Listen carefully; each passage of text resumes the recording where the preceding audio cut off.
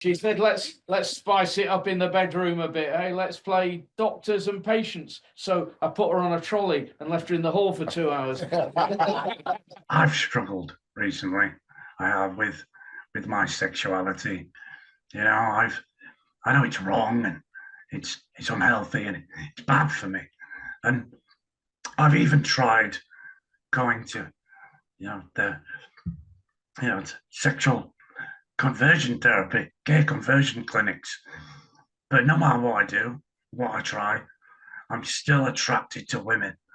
Good evening, and welcome to another episode of Deadliners, the show where we dig you out from under all the bullshit that's been dropped on you this week by politicians, the media, and all the crooks with their vested interests telling us how things are, gaslighting us, trying to make us think that things are moving in the way they're saying, when, of course, as we all know, and even if you're asleep, you can sense it, things are really falling apart through sheer incompetence and greed, frankly. This is where you get the true story from some of the finest comedians in this country and around the world. Why? Because comedy is all about truth. You get better truth from comedians than any other source that I know, as far as I'm concerned. And we've got some of the top comedians in the country for you tonight. I'll introduce them as we go along. And to start with, a real treat is Ms. Bruce Devlin, one of the most famous compeers and one of my favorite comedians. He can't be with us tonight because he's on the lam. He's had to leave London. The Thought Police and many others are after him. And he's going to tell us a story about something going on in America that will really shock you. Good evening, Bruce. Good evening. How are you? Very well, thank you. How are you? Well, I am on the run, as you said, because I was caught misgendering myself in public, and that's why I've had to come up to Edinburgh to do the Fringe to discuss that harrowing tale.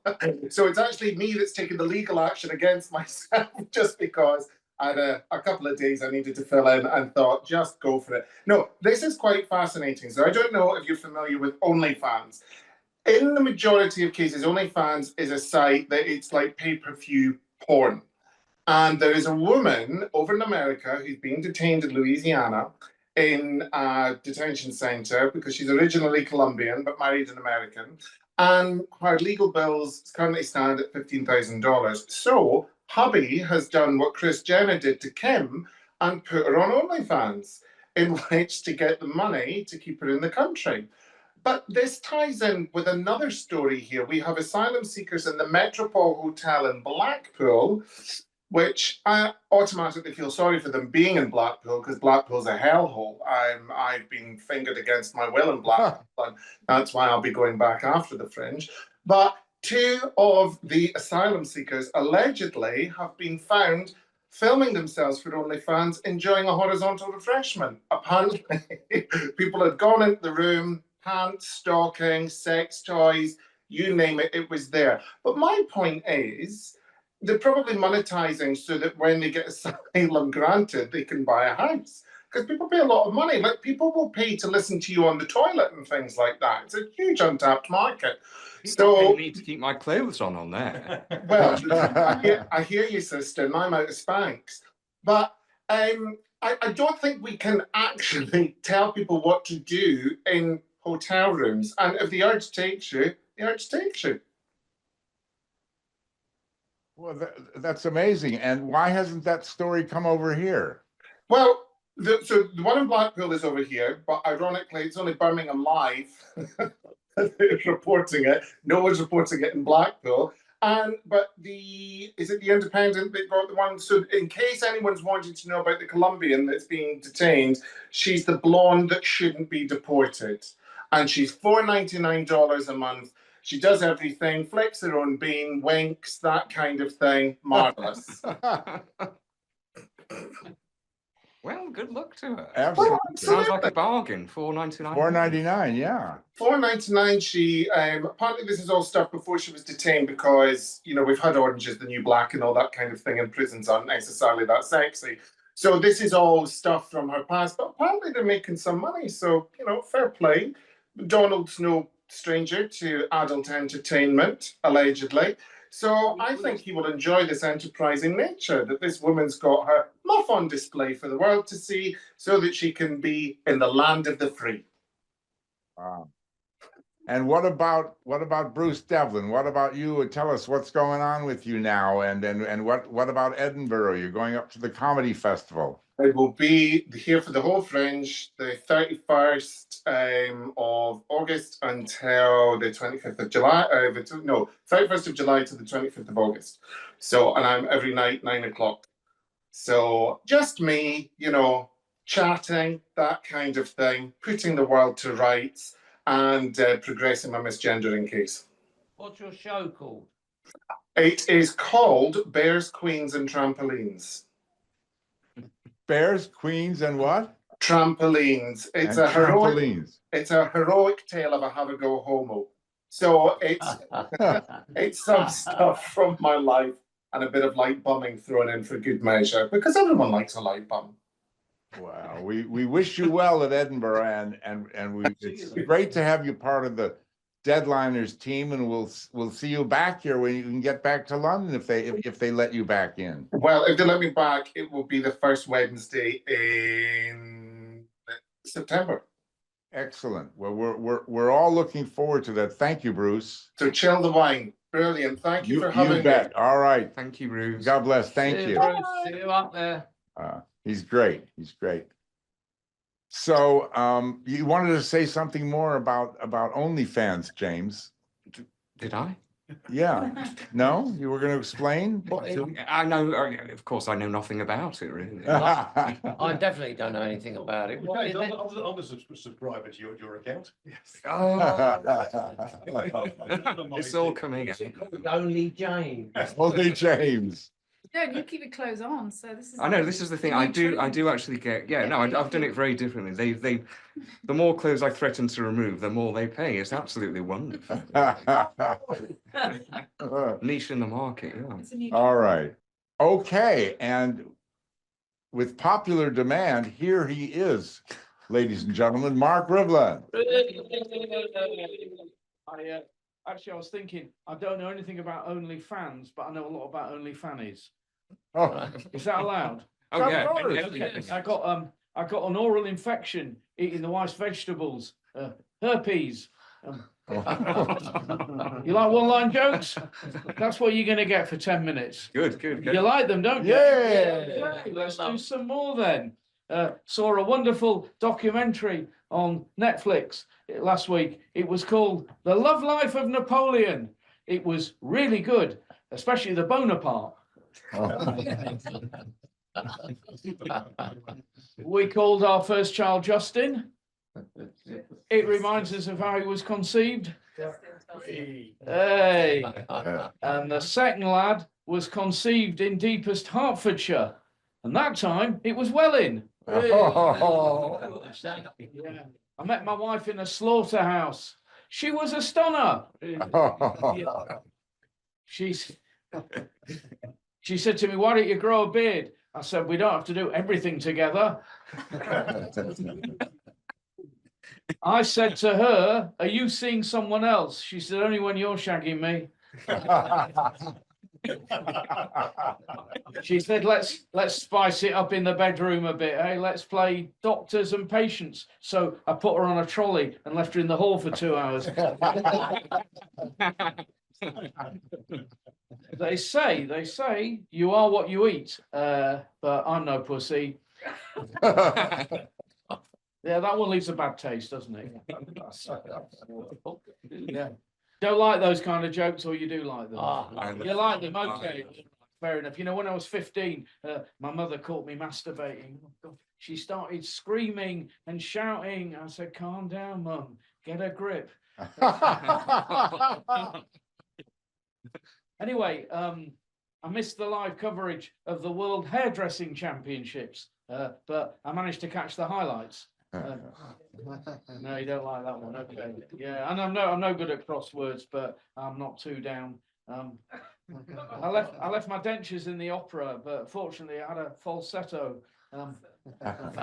Cars that fail their MOT.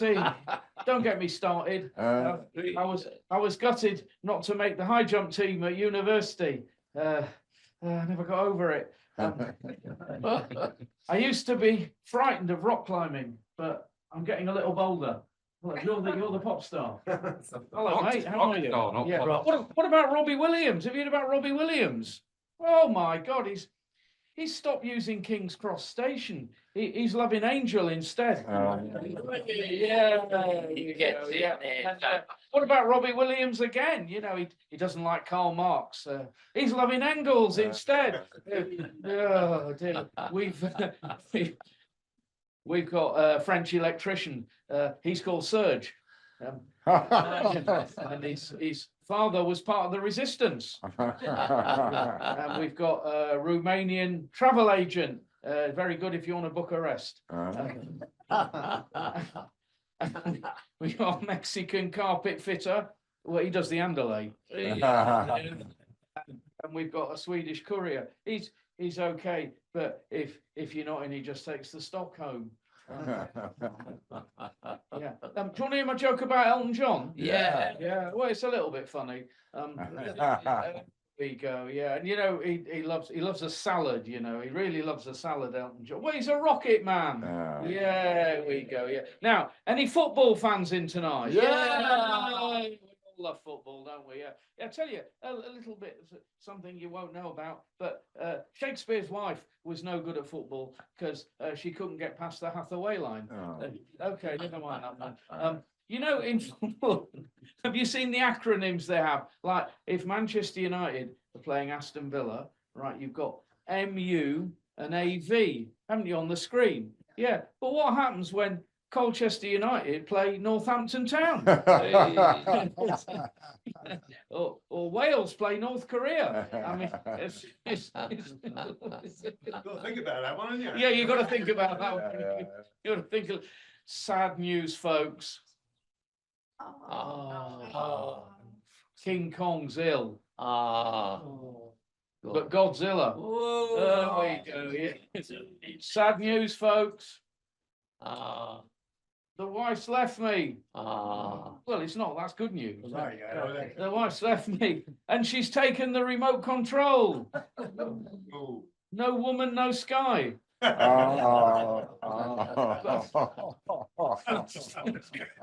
a good one, actually. Oh, thank you. Yeah. I don't matter. I still get to watch the sports. I went down the local crematorium to see the ashes. Oh, dear. Any philosophers in tonight? No. Philosophy is very interesting because Hegel can, but Emmanuel can't. And why were you late tonight? Oh, right, yeah. Well, I was late tonight. I had to go to Grenfell Tower, visit an old flame. Oh, yeah. No, I tell you, before I was married, well, actually it wasn't, but don't tell the wife. I was dating a tennis player. Went back to her place, and she said, "How old are you?" I said, 40, love. Okay. And I said to her, "How would you rate my performance?" She said, "New balls, please." Did you make a racket? Oh, dearie me. God. No, he strung her along. Strung her along. You need to get outside the tram lines or the box or whatever you want to call it.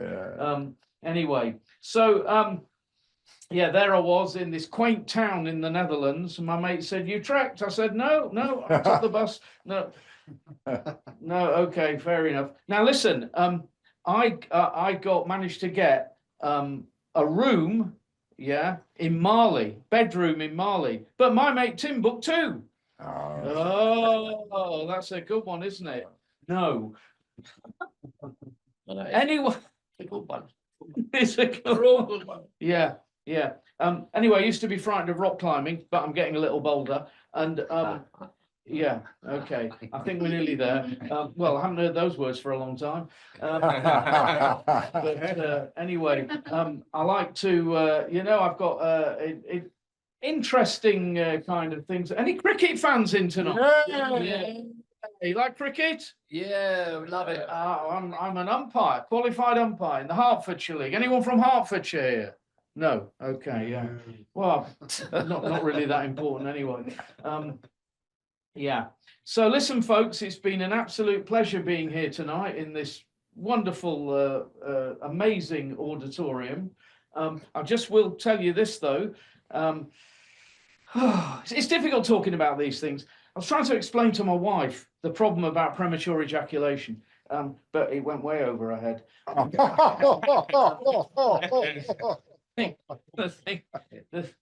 It's comedy. In all seriousness, and you'll back me up, won't you, Andy? Yeah. Comedy, it's not always fun, is it? Sometimes there's like difficult things, goes on, and that happened to me last week. I'll share it with you, nice people. I was in a really bad place last week, Croydon.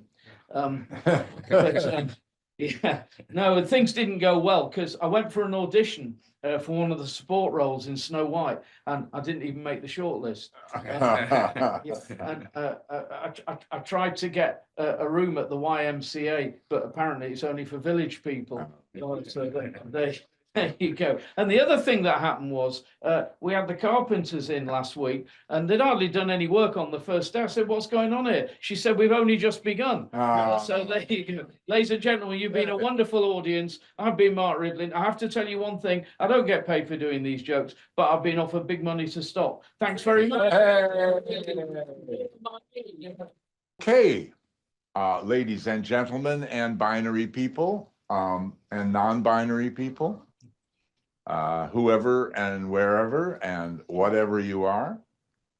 Next, we have the amazing Jay Mack for you, who's usually with us here in the studio, but he also has been driven out of town. He usually hides out in Leeds. I'm not sure if that's where he is at the moment, but he is a Romany, God knows what else, comedian, and he's very, very funny and very sarcastic. Very naughty. Very naughty and covered in tattoos. Thank you, Mr. Producer. And he's going to tell you a story. Let me look at my notes here.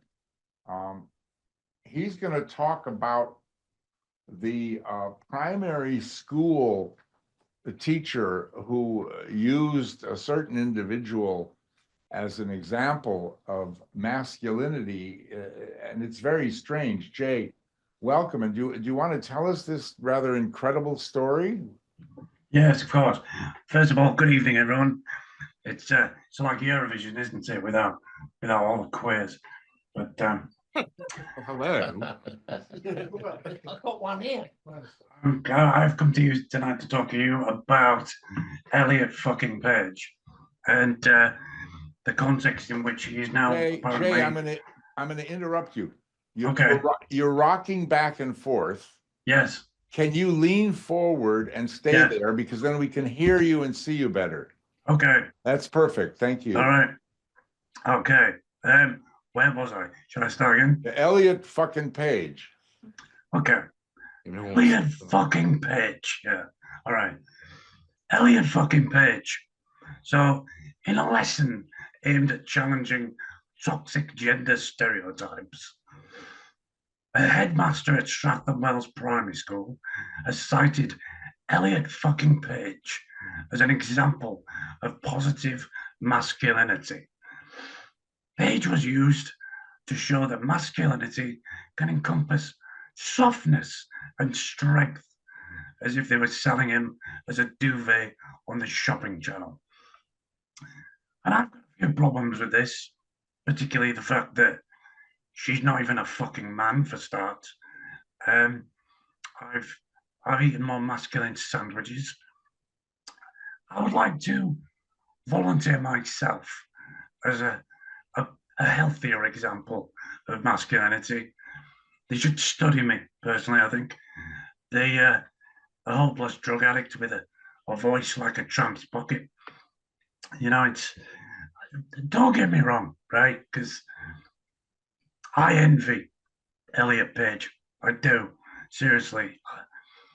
You have no idea how many years, how many drugs I have had to take in order to look half as broken as Elliot Page.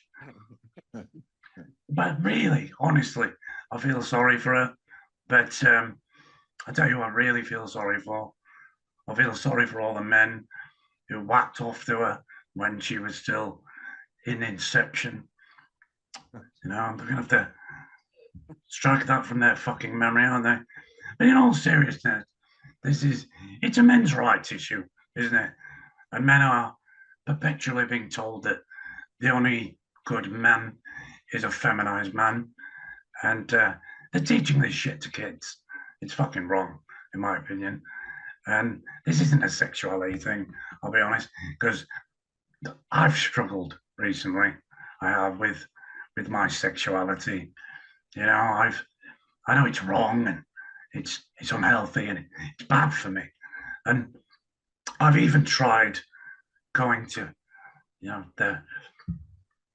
sexual conversion therapy, gay conversion clinics. But no matter what I do, what I try, I'm still attracted to women. So it's, and I'm trying my best. But that's what I've got on Elliot Page. I would love to know the room's opinions. I think I've got bigger tits than her now, actually. I mean, she's got the zipper ones, hasn't she? What? Yeah, she's had mastectomy, double mastectomy.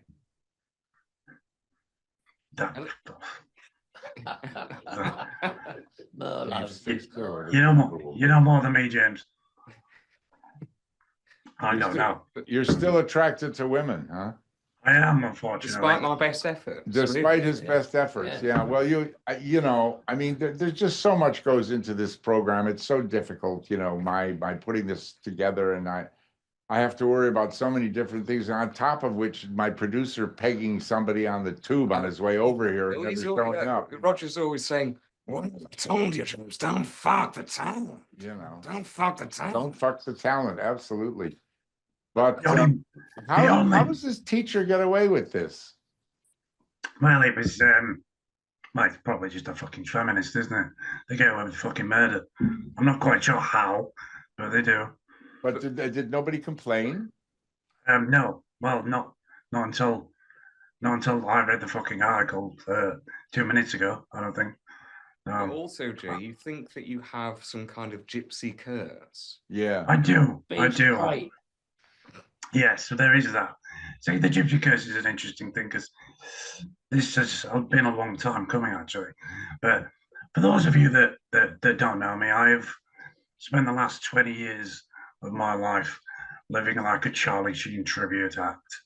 And I've taken every drug known to mankind. And as a result, a few years ago, my teeth evacuated my face like it was the Grenfell Tower. They all fell out, turned black and fell out. And so I was forced to get dentures, to my eternal shame. When I stopped taking drugs, I kept drinking. And I would drink at gigs and I'd drink myself into an acerbic stupor. And to be honest, it didn't matter whether people were there to support me and they were fans. They were getting verbally abused. And my favorite way of showing my contempt for people is to remove my dentures and throw them at people.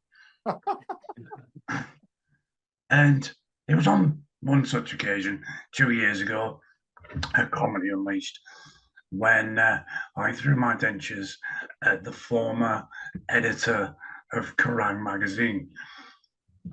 And I thought nothing of it at the time. But when he died of cancer 6 months later, I thought, that's not pleasant. And I felt very ashamed. And then something has come to my attention lately that has disturbed me somewhat. Several weeks ago, I threw my dentures at a fan in Leeds. And I only discovered 3 nights ago that he died from a stroke. So I'm starting to think that I've got some sort of supernatural gypsy curse thing going on. And I'm starting to worry. I'm worried. I'll be honest. I'm worried that I may have killed Ozzy Osbourne. You could well have done, yeah. I could have done. You know, it's a possibility. Did you throw your dentures at him? No, but I would have done if the chance had presented itself to me. So, but I'm worried because every time I take them out on a night, someone fucking dies. I don't know if it's to me. It's due to me. Could you throw your dentures at my ex? You know, it's just because people fucking die. Yeah, how much I do. It sounds like a gypsy curse, mate. Really, you It's know. all relative. This is why you're a traveler. You have to keep leaving town. Yes, I do, and it's why I couldn't be with you tonight because I'm wanted by the law for crimes against humanity. I was sorting that out tonight actually. I've organised a gig in Huddersfield, hopefully going to be quite a large one in December. So you get to see me and lots of other unhinged bastards committing. Okay, Katie Hopkins got canceled. We've all seen that, but you just got canceled the other day. I did. Tell us about that. That's an amazing story. Yeah, there was. Well, like shrieking queer. Yeah, from a shrieking queer. What's that? Yeah, there was a shrieking queer who took offence to the fact that I took delight in Wakefield Pride being cancelled due to lack of sponsorship. Yeah, you got to explain this a little more. Yes. Slowly. Wakefield Pride. Yes. Was cancelled due to lack of funding. It was indeed. And you said. And I said, the world is healing. You said the world is healing. Okay. Yes. And he took offence to it. This was an MC on my gig. Of which, I'm sorry to interrupt, but just to make the story even more powerful, your gig of which you were the headliner of the whole bloody evening. I was. It was my fucking gig. And everybody evacuated my lineup because they thought I was a fucking bigot or whatever. And they haven't even met me yet. They haven't. They aren't. Yeah, but I'm famously very inclusive. But also, just before you go, Jay, I know you've said this on the show before, but if you could repeat it, why you're a fan of the trans community and what you think of trans vaginas. Well, personally, I think there's nothing more poetic about a man who can punch a hole in a wooden door and then turn around and say to himself, you know what? That is exactly how I want my vagina to look. Like, please, please, doctor, make it look like an explosion in a spam factory. Like explosion in a spam factory, absolutely. Indeed. Jesus. But I mean, isn't it, kind of demographically strange to have a Wakefield Pride March? Sounds like Baker's convention. It is, yes. Wakefield isn't the first place you'd think of when you think of Pride. Gays. No, it's Wokefield. That's Mark Rivlin. Wokefield, very good. Yeah, it's an oxymoron, isn't it? Yeah. There is nothing to be proud about in Wakefield. Let's be honest. Yeah. There's nothing really to be proud about in all of Yorkshire, really. But at least they can read enough to read my fucking heinous comments. You're the pride of Yorkshire, man. Come on. Oh, I'm a national treasure, Roger. You are indeed. You are. To us, you certainly are indeed. So when are we going to see you back here in Deadliners as a member of our crew? Next week, I believe. Oh, you'll be with us next Wednesday. Wonderful. Yes, I will. All right, Jay. Thank you very much. And everybody give Jay a hand. We love you. Yeah. Next, we've got somebody else who can't be with us tonight. Jen, who calls herself the Intel Lady, is our very own personal team member who is the best Angela Rayner impersonator you've ever seen. Most of you will have seen her on all of our shows to date, but it's school holidays, and she's told us to tell you that she won't be with us for a bit because Parliament, of course, is in recess. Well, I mean, you know, Parliament is in recess, but she's on school holidays with her kids. But she sends her best, and she has asked us to play a clip from her excerpt of a clip from her recent performance at the fabulous Comedy Unleashed at the Backyard Comedy Club in Bethnal Green in London, where the performances are always amazing. She opened, along with two other members of our great Deadliners team, for the incredible Jim Davidson 2 weeks ago. We were all there. She was brilliant. He was brilliant. Our other Deadliners were brilliant. It was an extraordinary evening, wasn't it, Andy? It was great. It was absolutely incredible. And so next you're going to see a few excerpts from her show, the Deputy Prime Minister, Angela Rayner. Somebody else who's had a very good year has been our David.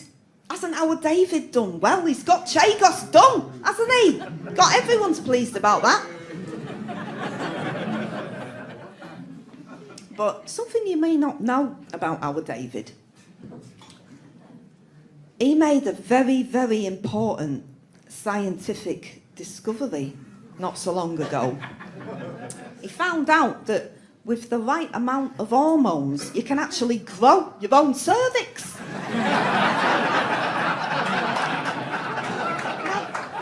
I couldn't believe it either, but I didn't want to challenge him on it in case that was racist, so...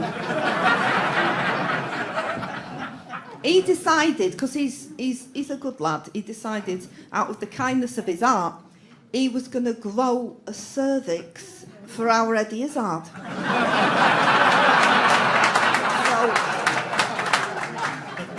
he got some really, really high quality potting soil. And he squirted an entire tube of his wife's progesterone gel in, and he watered it several times a week, and played Sam Smith songs to it every single day. And then, around about the time of the Supreme Court ruling on what a woman is, which we were very, very pleased to have clarity on, he noticed that something actually started growing. Unfortunately, it was mushrooms. Now, our David is a bit of a comfort eater, and with the stress of it all, he ate the mushrooms, and then a series of events happened. Basically, I got a phone call saying that he was wandering around the Downing Street gardens, mumbling something about cervixes and Eddie Izzard, and I said, well, that's normal. That's not unusual. And they said, no, he's acting very strangely. I think he's on something. He's tripping balls, which seems a bit ironic. But I said, look, you're going to have to calm him down. He said, how do we calm him down? I said, I don't know.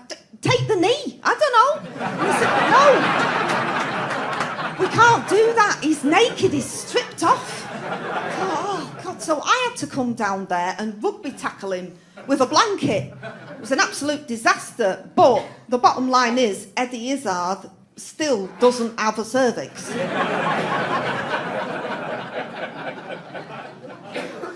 But yeah, it has been tricky for us Labourers, and you know, we've been criticised for a few U-turns, you know. People have said you've changed your position on a number of things. You know, you've changed your position on the WASPy women.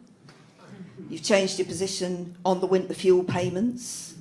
You've changed your position on hating Trump. You've changed your position on what a woman is. You've changed your position on the grooming gangs inquiry, and now you've changed your position on the welfare reforms bill. And I'm sorry, but when we came in, we told you we were the party of change.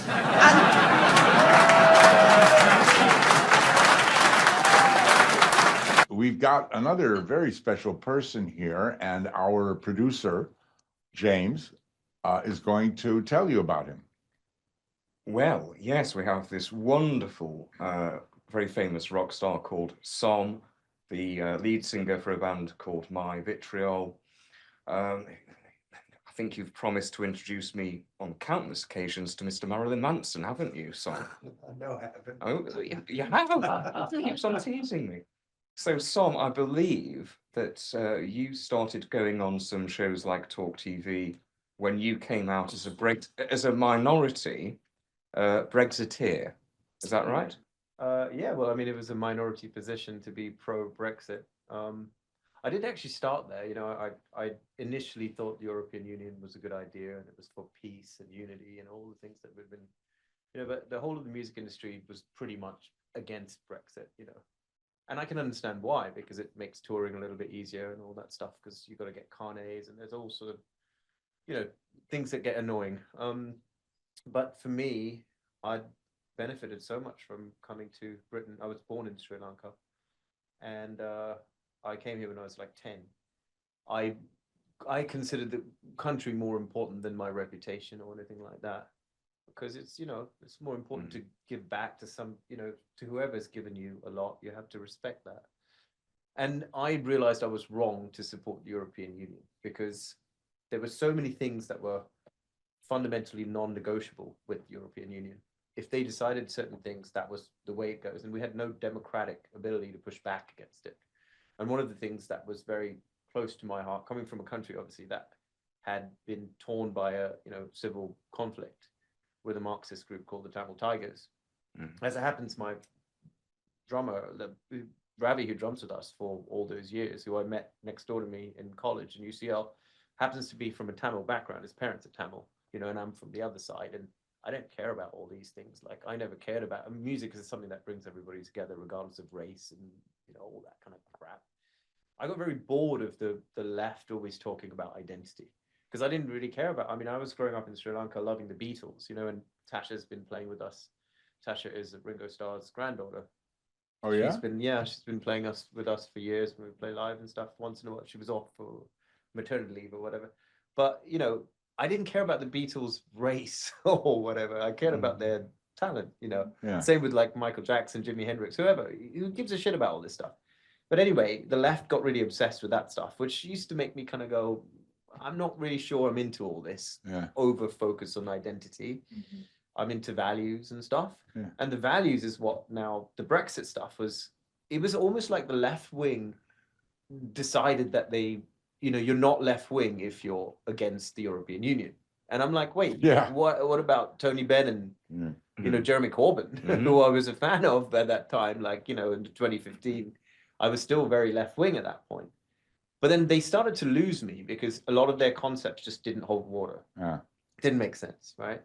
And my big thing, going back to the, like, coming from a country that was torn by a civil conflict, like, you know, I think war is probably the most important political consequence. You know, leaders decide when to go to war and stuff. And if you don't have a check and balance against it from the public, you have a potential disaster, because who's going to pay the price for it? Yeah. Not just, you know, in terms of treasure, but blood. So the fact that European Union was coming together with a so-called defense force, and we know that whenever anything's called defensive, it's normally offensive. Yeah, right. And we saw this with NATO has been called a defensive alliance, and you know, who did Libya attack in the NATO alliance, and same with Milosevic in Serbia. And it's not necessarily that they always condense this down to a very binary, oh, you're a, you know, Gaddafi appeaser or Milosevic appeaser or Saddam appeaser. It's politics is far more complicated than an emotional binary. Absolutely. You can absolutely be against, far more nuanced. Yeah, you can be against racism but not support BLM because you don't believe in a defund the police movement. And you can be all for women's rights, but you cannot be for gender equity quotas, right? So the nuance had been lost on the left, and they were slowly losing me. I still consider myself in many ways like, liberal, because I don't really like telling other people what to do, right? Yeah. I don't really believe that anyone should tell a punk rocker how to dress or a Muslim woman how to dress, unless it breaks the law. Right? Did you receive more vitriol from the left because you are a racial minority in this country? I was a traitor. Yeah, traitor. Yeah. Well, to me, I mean, I got. Well, no, I mean, I just try to speak rational sense. I mean, the goal for everybody is to be as rational and compassionate as possible, balancing the heart and the head. I'm writing a whole book about that. Yeah. And we need to have both. You can't have the cart or the horse. You need both the cart and the horse to get somewhere. And the problem is people sort of focus on one thing and completely miss the other. Yin and yang, there's a dot on the other side that balances it out, right? It's not just a divider down the middle. There is a sort of, harmonic balance, So, music. I'm going to cut you off because we're going to run out of time. We're going to have you back. You got some great things to say. Absolutely. We're going to have you back. I mean, maybe as early as next week if you're around. Sure. Absolutely. So, we didn't know you were going to give us the time to speak to us. I didn't know I was going to do it. So it's a great start. It's a great beginning. I'm really sorry to cut you off, but we've got a couple more things to do that people have prepared, and we can't make the show too long. So please come back next week if you can. And we'll see you then. Thank you very much. Now we have a really great, as you can see, studio audience. We've been thinking about having an audience. We had a few people at a previous episode, but it's really grown, and it grows and grows as this show does.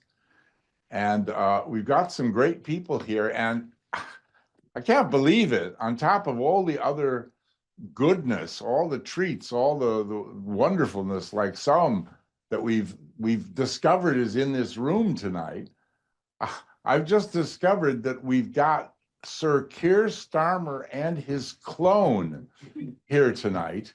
We're Starmer. Yeah, well, Sir Keir Starmer and his clone are here tonight, and they are both willing to engage with each other for a few minutes and talk about the issues that are happening in this country and how things seem to be falling apart as far as most of us are concerned. And as Angela would say, our Ange, if she were here, that's not the case. And I'm sure that they're going to argue the same case. So if I may, I'm going to turn over these seats for a few minutes to Sir Keir Starmer and Sir Keir Starmer.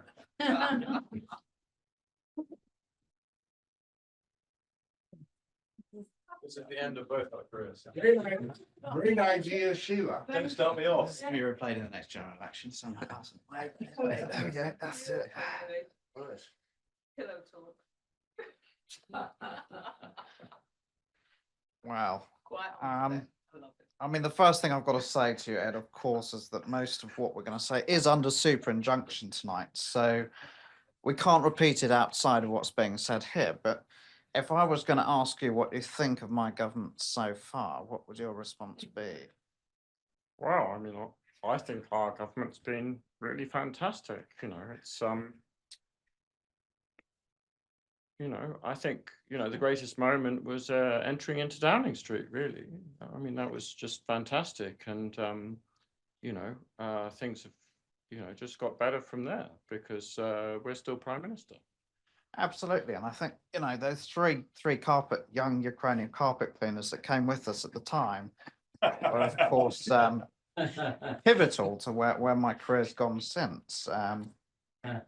But, putting that to one side, we've had some great nights, great moments in the penthouse, you, me, the Mirror, Lord Ali, all of these wonderful things we've had over our time and our tenure. And I think if I can pinpoint one moment in my career, it's probably when I went to those communist camps as a young lad in Czechoslovakia and learned all about what it means to be a human rights lawyer, Ed. And, what do you think has been the pinnacle of my career so far?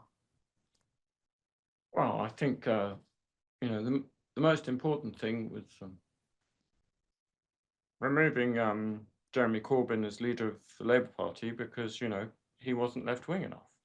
And, you know, I think also, you know, the gifts from Lord Ali, including the suits. Well, Dresser could have done quite well to have that. Well, indeed. But nothing shows more that we care about ordinary people than we get rich people to give us free stuff. It shows somehow we're saving the taxpayer money. I'm not quite sure how, but that's what I truly believe.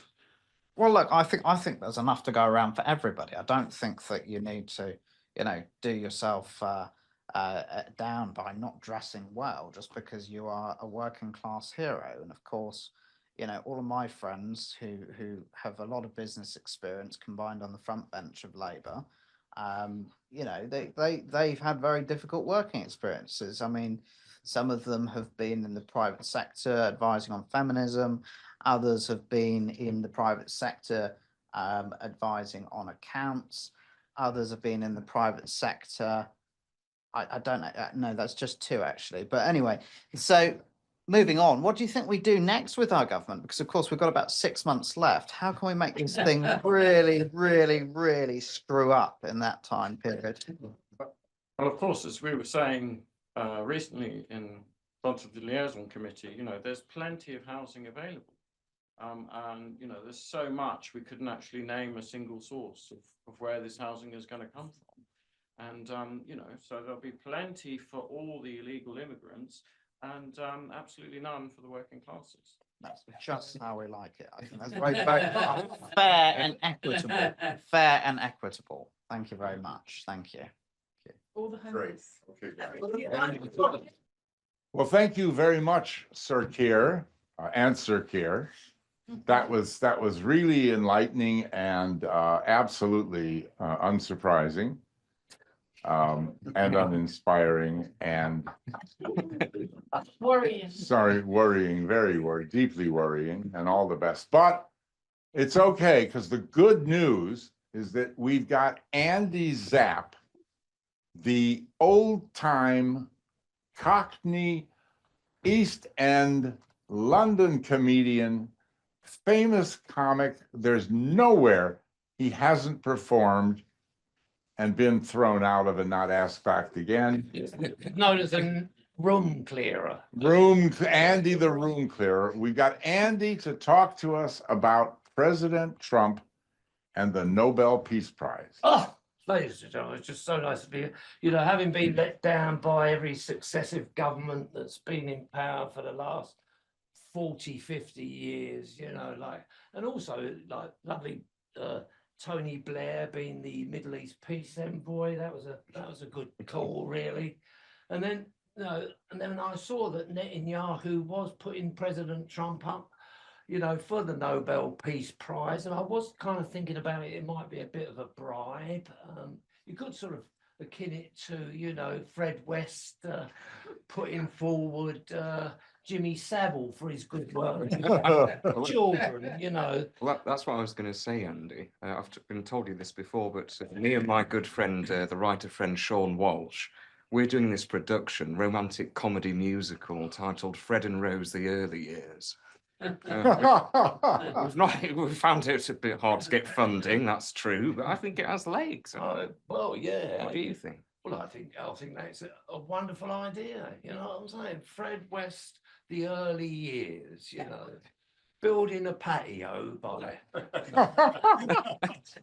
held up by dead people, patio. But yes, yes, I think that's got legs.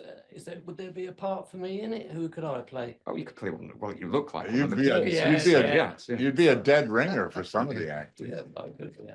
I could. So yeah, I don't know what the panel think about, you know, the Netanyahu Peace Prize thing to President Trump, because he's losing it a bit in the Ukraine about, you know, with Putin, because Putin seems to be having one over on him at the moment. This is what I'm hearing, but I'm not very politically au fait. I'm just a working class lad who doesn't really know a lot. But what's the well, being a journalist, I don't keep up with the news, so I wouldn't know. I don't know if anybody can sort of clarify. Roger's the expert on geopolitics. Well, Yes, he is. yeah, I mean, I think Trump deserves the Peace Prize. He's doing Taking the peace.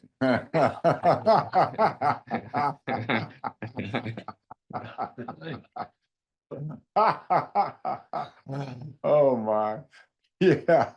It was Pakistan, I think, that nominated him for the Peace Prize after there was this big fallout between India and Pakistan. I don't know if you're. Yeah, go on. So Pakistan actually. Speak up a bit. So yeah, Pakistan were the ones who said they were going to nominate Donald Trump for the Peace Prize because he managed to de-escalate that conflict. Yes. Between two nuclear powers. Yeah. Let's not forget. Yeah, absolutely. But that was very important that got done. There's a lot going on, I think, at the moment in terms of Ukraine and Gaza that the Trump administration can't actually signal to the base. Yes. So, that's the bit that the base are definitely revolting at this stage because they don't believe that they certainly didn't vote for Donald Trump to continue in the line of Biden and all of the other war hawks. So there's a lot of discontent. However, I have a feeling what's going on behind the scenes is cannot be revealed because you can't in a poker game you can't reveal what you have. There's a lot of negotiating leverage that's going on basically. Definitely. Well, I you've got me thinking of starting to learn to sing, and you do the politics. You know, I think it'll be very interesting. So, ladies and gentlemen, and other people, thank you once again for watching our show. We hope you like it. There is one final thought I'd like to leave you with. A friend of mine, Joseph Robertson, who you just saw sitting in this chair, who's sitting right there behind me. Raise your hand, Joseph. Hello, everybody. Hello. Hello. Joseph, who is a very well-known and highly respected political commentator and media person, just released this morning, which I've sent to 10 or 20,000 of my closest friends, my followers, etc. A new daily podcast that he is doing, which he started this morning, called Context. And that's going to be joined by a Sunday program, a video program, a video cast called Mayday. And the explanation that Joseph gives in there of the dangers that we are facing from the blob, the deep state, whatever you want to call it, and I'm no conspiracy theorist, but from the phony governments that are leading the world today, most governments, the politicians that nobody trusts, who are wrecking the economy and the country so badly that I got it in the last couple of years of Tory rule, and I'm getting it more than ever now, letters and emails asking whether this is actually a conspiracy. You know, things are just going downhill, as people like Kelvin McKenzie wrote today on GB News. And Joseph has identified 3 trends that are actually challenging life, day-to-day life for all of us.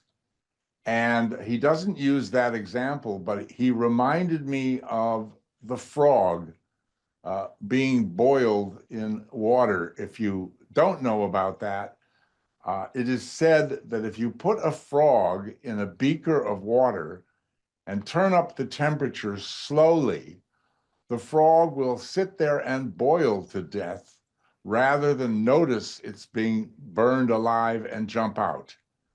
And that, in a way, is what Joseph is saying is happening to us on at least these 3 major fronts, where all our life and liberty and rights are being eroded and taken away. It's really frightening, and he is so articulate about it.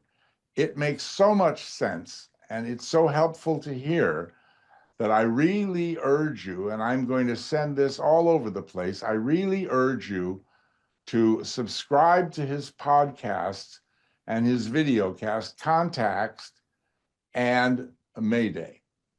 And with that, we'll end the program. And I thank you very much for watching once again. And we will see you next week. Can I just say one thing? Sure. I listened to it, yeah. Instead of just worrying about immigrants now, you got me worrying about China. Thank you very much. Very good. Thank you, and thank you. And thank you to our wonderful, sorry? And thank you, sorry? Somebody say something? I just said it doesn't pay too much. Sorry, it doesn't pay to worry too much about anything, or you'd never get out of debt. Yeah. Worrying is just a negative projection anyway. You And- might as well and- worry about nice It things depends on your happening. generation. doesn't it? Now that you're speaking, that's my lovely wife, and I have to say that James ruined it for me. Andy was bringing his wife along tonight, but James told her not to come because he was afraid we'd have too many people. I know. And as it turns out, Andy's wife, well, I've cleared this with him, so it's okay. Andy's wife was a sex worker. Yes, yes. And I was going to say, isn't that interesting? Because my wife over there, she is a spiritual sex worker. Ah. Yeah. And Is then anybody there? And then you were going to have a comedic pause. And then I was going to add, every time we do it, she said, Jesus Christ, this is bloody hard work. And with that, I say good night.